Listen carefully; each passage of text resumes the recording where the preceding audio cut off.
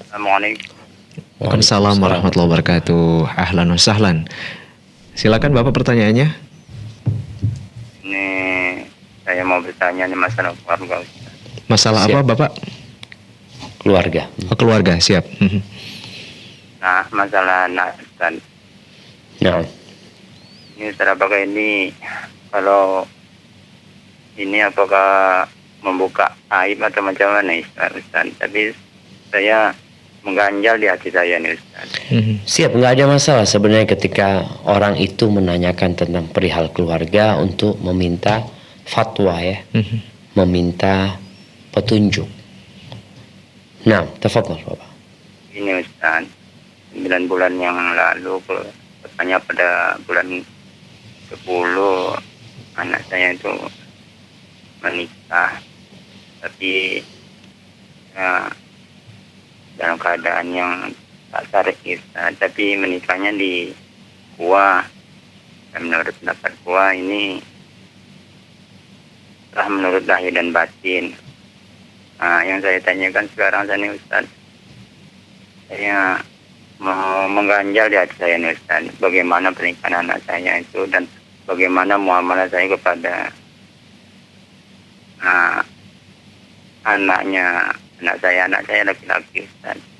Nah, Itu apa siap. caranya setelah dia melahirkan, macam mana caranya ijab kabulnya, yang apakah diulang lagi, Ustaz? Kalau diulang macam mana caranya, Ustaz? Apakah perempuan atau macam mana itu, Ustaz? Insyaallah. Barakallahu fiik. Waalaikumsalam warahmatullahi Fikum barakallahu. Waalaikumsalam warahmatullahi wabarakatuh. Nah, ahibati fillah. Sebagian kaum muslimin masih belum sadar dengan bahayanya pacaran, dengan bahayanya pergaulan bebas, dengan bahayanya kerja bercampur laki perempuan, sekolah bercampur laki sama perempuan. Mereka belum sadar ya. Padahal jauh-jauh sebelum Indonesia merdeka, itu di Indonesia sudah ada sekolah-sekolah yang dikhususkan untuk laki-laki saja.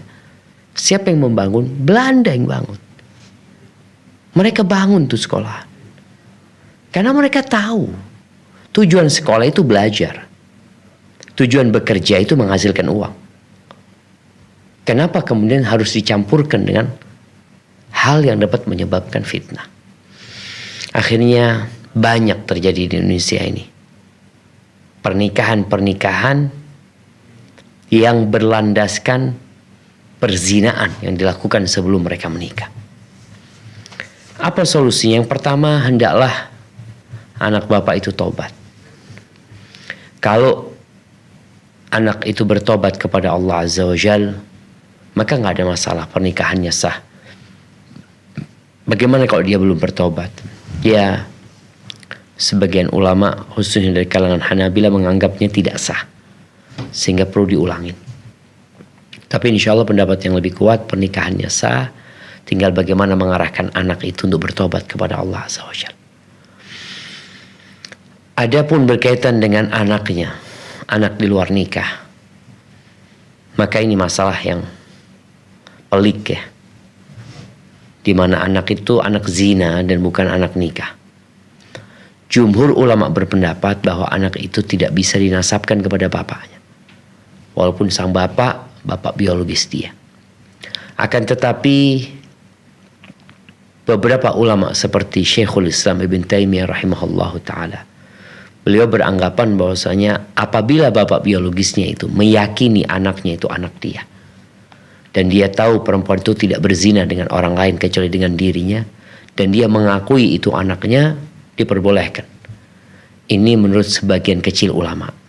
Tapi jumhur ulama berpendapat anak itu tetap anak zina, sehingga hubungan sama bapaknya nanti ya anak istrinya kalau dia menikah sama ibunya anak ini.